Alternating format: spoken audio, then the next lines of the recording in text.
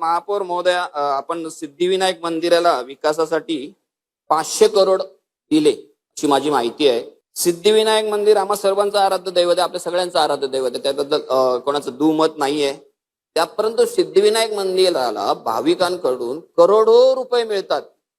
मी तिथे मी राहतो तिथे, मला माहिती आहे. जेव्हा सिद्धिविनायक मंदिर असं छोटंसं होतं ना, तिथे बाजूला एक नळ होता, आम्ही समोर त्या ग्राउंडवर खेळायला जायचो आणि तिथे हातपाय धुवायला जायचो. तेव्हापासून मी सिद्धिविनायकाचा भक्त आहे, मला माहिती आहे. नंतर नंतर ते काय वाढत गेलं, कसं वाढत गेलं, सगळ्यांना माहिती आहे.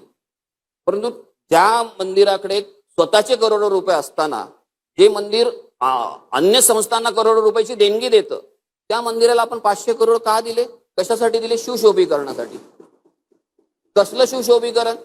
मंदिरा संस्थानाने इनलिगली अख्खाच्या अख्खा रस्ता एन्क्रोच करून घेतलेला आहे. कोर्टाने तसे आदेशही दिलेले आहेत की हे एन्क्रोचमेंट आहे, काढून टाका. पण ठीक आहे, भाविकांच्या भावनेखातर आपण ते काढत नाही आहोत.